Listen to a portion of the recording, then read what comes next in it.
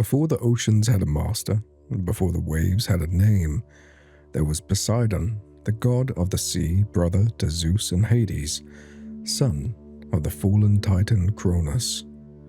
His story is one of power, rage, and vengeance, a tale of tempests, monsters, and unyielding will. Poseidon was born into darkness. Like his siblings before him, he was swallowed whole by Cronus, his father, who had feared that one of his children would rise to overthrow him. Trapped within the Titan's stomach, Poseidon remained in a silent prison, bound in eternal light, until Zeus, the last-born, came to set them free. With the help of the Titaness Midas, Zeus tricked Cronus into vomiting up his brothers and sisters. Poseidon emerged, fully grown, his fury awakened. Together, the gods waged war upon their father in the Titanomachy, a battle that tore the heavens apart. Poseidon fought alongside his siblings with unrelenting power. Armed with his mighty trident, he shattered mountains, split the earth, and crushed the enemies of Cronus beneath the raging tsunamis. When the Titans were finally defeated, the cosmos was divided among three brothers. Zeus claimed the sky, Hades the underworld, and Poseidon took dominion over the vast, unknowable seas. Yet, though the war was won, Poseidon's thirst for power did not end. He was no mere ruler, he was a conqueror, a force of nature itself. Though he was bound to the sea, Poseidon longed for more. His greatest ambition was to rule the land of mortals, have his name etched in stone, worshipped in temples, and feared across the land. His first great rivalry began with Athena, the goddess of wisdom.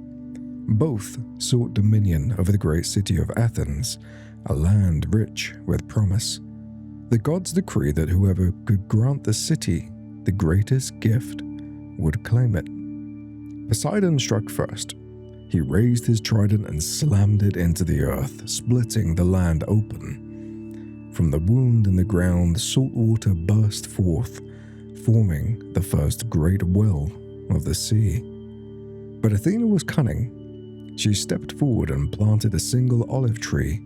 Its branches stretched towards the heavens, its fruit promising prosperity.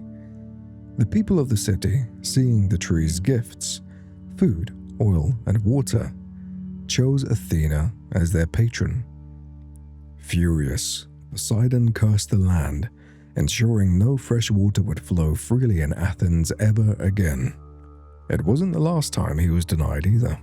When the gods gathered to divide the realms, Poseidon demanded the land of Argos, but Hera claimed it instead. When he sought Aegina, Zeus forbade it. Even in Corinth, where he had built temples, he was forced to share his claim with the sun god Helios. And for all his power, Poseidon was often denied what he sought most, and so his rage grew. And when the gods grow angry, mortals suffer. Poseidon was not a god of patience. His fury could shatter islands and drown civilizations. When mortals defied him, they often paid in blood. His most infamous vengeance was upon the king Minos of Crete. Minos had prayed to Poseidon, promising to sacrifice a great bull in his honor. Poseidon sent forth a magnificent white bull from the sea, a beast unlike any other. But when Minos saw its beauty, he betrayed the god and kept it for himself.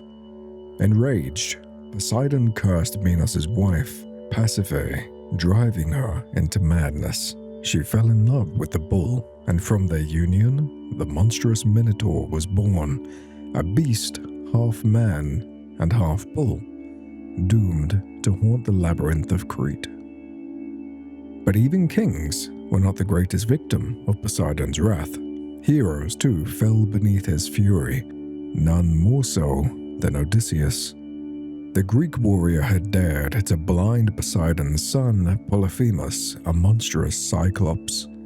In retaliation, Poseidon ensured that Odysseus wandered the sea for 10 long years, never finding his way home.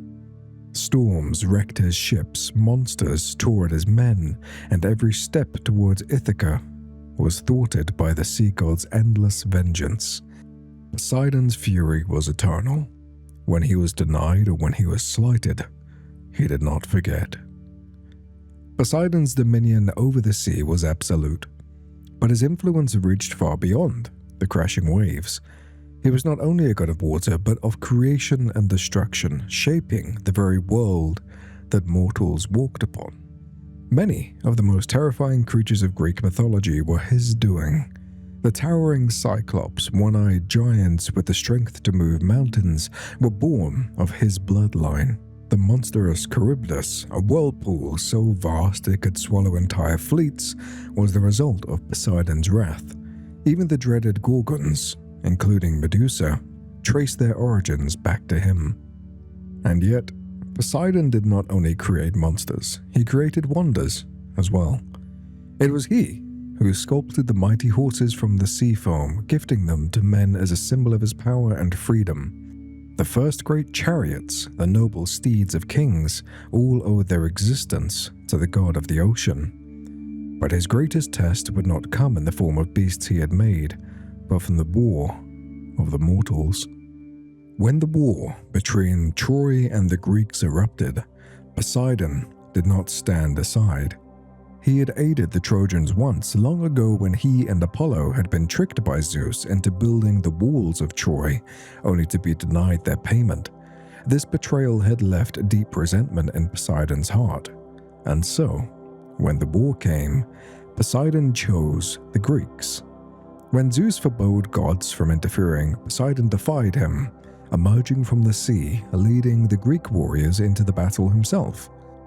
With his divine presence, the Greek pushed back the Trojans, nearly winning the war outright. But Zeus, enraged by Poseidon's defiance, forced him to retreat. Without the sea god's aid, the Greeks faltered, and Troy endured for many more years. Yet, even in their victory, Poseidon's wrath was not forgotten. When the war ended and the Greek kings set sail for home, Poseidon cursed them, ensuring their journeys would be plagued by storms, shipwrecks, and disaster. The hero Ajax the Lesser was drowned, his arrogance earning Poseidon's final judgment. And for Odysseus, the man who had blinded Poseidon's son, his decade-long journey home was a testament to the god's unyielding vengeance.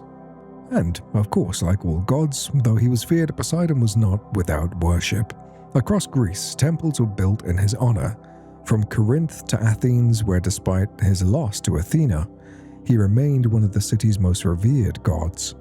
Sailors, fishermen, and travelers all relied upon the sea for their survival. His trident, the symbol of unparalleled might, remained an emblem of storms and salvation, a reminder that he could grant favor just as easily as he could take it away.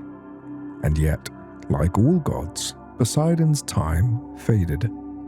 With the rise of men and the whispers of new faiths, the gods of Olympus grew distant. Poseidon, once the terror of the oceans, the maker of monsters and empires, became but a myth.